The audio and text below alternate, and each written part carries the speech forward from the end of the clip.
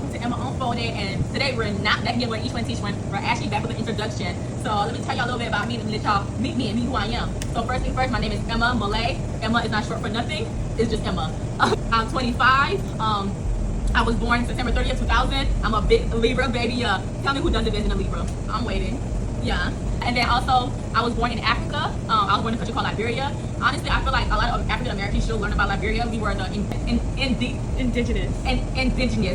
indigenous slaves that was sent back from America to Africa. So a lot of our ancestors are still here, and a lot of y'all ancestors are still there. So y'all really know learn about Liberia. Like that's why we have the American flag also, with just one star. I lived until I was 9 months old. Then a war broke out in Liberia, so my mom went to Ghana with me. I lived in Ghana for 4 years and I came to America. That's another reason why my accent is so mixed. My accent does not sound like a Liberian, they speak Quechua. My accent does not sound like a Ghanaian, they speak Creole.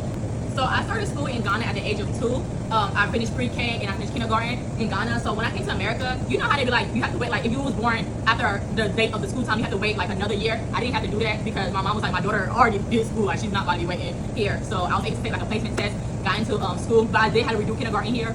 So, you know, did that, and then after that, I graduated high school at the age of 16. I graduated at North Met, and to be honest, every time I tell people that, they come like, you're so smart. Y'all, I'm gonna tell y'all the truth. I graduated high school early because I didn't want to be in high school alone. My little ass was grown, and that's why I be saying, y'all are really living my experience. My little ass done did a lot of things. But I graduated high school because I wanted to be out of there. I got tired of waking up early and just doing that. And then, you know, I know that I do each one teach one, but each one teach one was just an idea that I came up with because I see a lot of my community and a lot of people that surrounded around me not educated on building legacies, and I see a lot of people.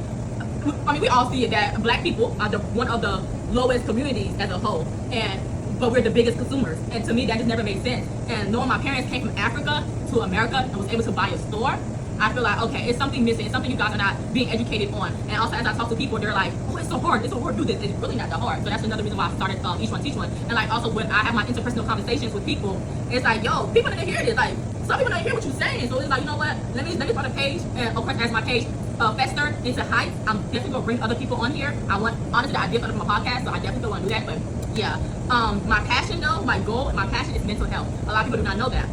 My brother suffers, he suffers from schizophrenia. He was diagnosed about 3-4 years ago due to an incident that happened. So that's really where I would say my interest of mental health came from. And just, you know, I was like his biggest threat. Like I was the one he wanted to like harm. He never harmed me, never did. But he talked about it a lot of times. So, you know, as his sister, I had to figure out like why this may have happened to him, how this happened to him, and just certain things. And then, you know, as I was educating myself more, and I'm in school to be a psychologist, I just learned all kinds of different things that makes me want to help that field out. And then also, you know, me personally, I've been through depression, and I've been through a extreme form of stress. See that I lost weight, but they don't know the reason behind me losing weight. I was really depressed. People think I went to the gym. I didn't. I probably went to the gym once a month, but all of y'all, I was depressed. I lost weight from depression. To be honest, now, yes, I'm in the gym and I'm trying to like mask my weight, all that. I'm like, mental health is my field. I also see how when I talk to people, they have a different response to me than when somebody else talks to them. I also used to work at Atrium, and when I was working in the psych department at Atrium, I just see how things was moving in the psych department, and I feel like instead of being a complainer, make a change. So, you know, wherever God leads me to for that goal, I like God can hear you, the devil can hear you too. So I don't want to tell my main goal, but it definitely would be the mental health field. I'm always elevation, always. My mama always told me that you have to add value into yourself. That's how you can hold yourself to a different standard and walk with your head up high. So that's a little bit about my passion. So yes, my passion is mental health. My passion will always be mental health. Anybody in your life, you always check up on them. You check on them emotionally. You ask them how do they feel emotionally, physically, and mentally. I always ask people that's in my life that question. Okay, so now a little bit about me and the things that I have done in my life and why I feel like I'm able to come on this platform and tell you guys different things. I don't strip. A lot of people do not know that. I did it for 4 days, literally. It was a 4-day thing. My name was Smiley. They was like, welcome to the stage, Smiley. I did it. I'm not ashamed that I did it. I did it for a reason. I had a reason behind why I did it. But that's who I am. That is my story. Of course, you guys will have to tune in on YouTube to hear the full story time. I will drop it one day. Another thing, I used to be a pick-me. I was a pick-me ass bitch. And not pick me as in like, oh my god, but it was just like, it was a pick me as in I didn't stand on my own standards, and I didn't respect myself, because if I had respected myself, I wouldn't have been in that situation and been there for 2 years or whatever, however long.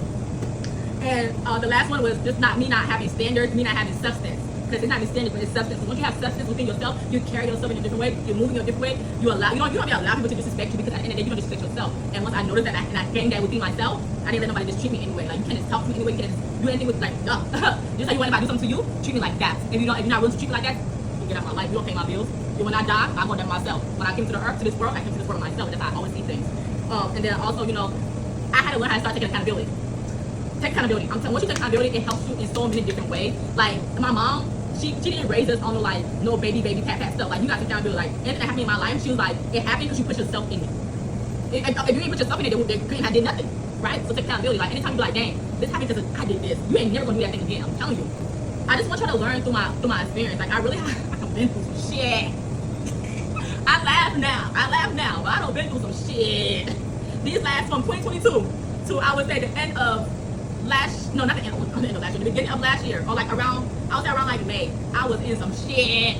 Like I lost my job. I told him it's so much shit that I don't been through that I don't really speak about, and I don't care to speak about it. I'd rather speak about it through educating somebody else, and I speak about it just to tell somebody my business. I don't care if nobody know my business. At the end of the day, ain't nobody gonna help me, so I don't care. Now I just want to leave off on this note. Like I said, I'm always speaking through experience. I'm always teach one that's really me in real life. I'm always building a legacy that's really me in real life. I'm always adding value to myself. I'm still a college student. I'm in school. I'm getting some degrees, not even one. Yeah. My mom has a master's. You think she's gonna let her daughter be anything lesser than her? Let's be honest. I'm not stopping till I have my PhD, baby. Yeah. And last but not least, I want to give you guys a Bible verse. It's a Bible verse that stuck with me. It's Psalms 46:5. God is in the midst of her. She shall not be moved.